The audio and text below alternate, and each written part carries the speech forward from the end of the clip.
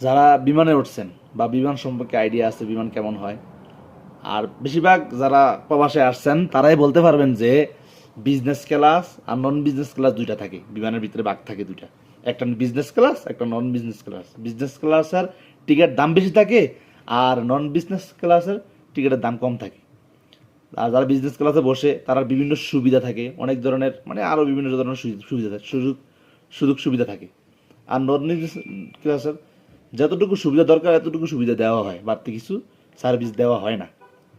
মনে করেন দুনিয়ার ভিতরে আপনি এক প্লেন যেতেছেন, টাকার কারণে আপনি টাকা দিয়ে সার্ভিস বেশি নিতে পারতেছেন, মানে কি বড় বড় সিট নিতে পারতেছেন। আর যারা টাকা পয়সা কম তারা ছোটো একটা সিট দিয়ে এই দেশে এই দেশে সফর করে আয় পড়ে।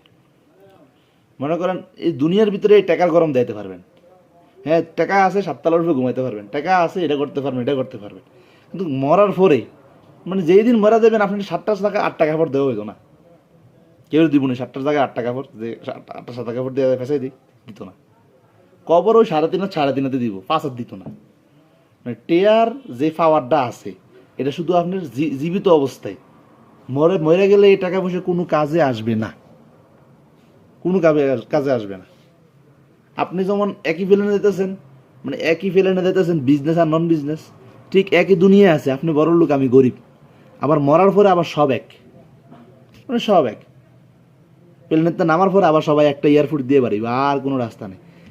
মানে এরকমভাবে মানে মরার পরে আপনার আমার হিসাব এক, আপনি মানুষ আমি মানুষ, বড় লোক গরিব কতটি আসিল কতটি না আসিল এডি আল্লাহ জিগেতো না, তোমার কতটি আসিল জিগেতো না।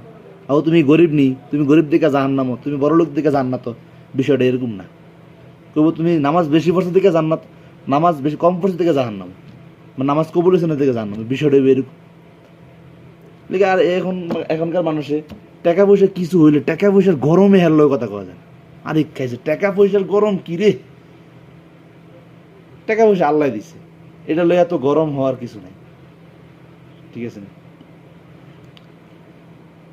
টাকা পয়সা আল্লাহ দিছে এটা নিয়ে একবারে আহামরি কিছু না, আহামরি কিছু না। আপনি মনে করেন একবারে আরামে আসে জিন্দিগি পালন করতেছেন, হ্যাঁ আরামে আসে জিন্দিগি, আপনার টাকা পয়সা আছে, আপনি মরার পরে যে পাক্কা কবরে রাখবো এমন না, মাটির কবরেই রাখবো। টাকা পয়সার পাওয়ার কমাই দেন, মানুষের টাকা পয়সার পাওয়ার এমনি বাড়াইতে দেয় না। যে আমার টাকা পয়সা আছে মানে টাকা পয়সা আছে মানে উল্টাই লেতেছে, কথাবার্তা এলো কথা কইতে তো পারা যায় না।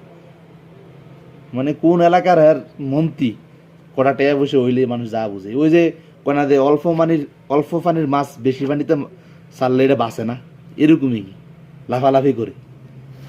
আল্লাহ সবার সঠিক বুঝ দান করুক, আমিন।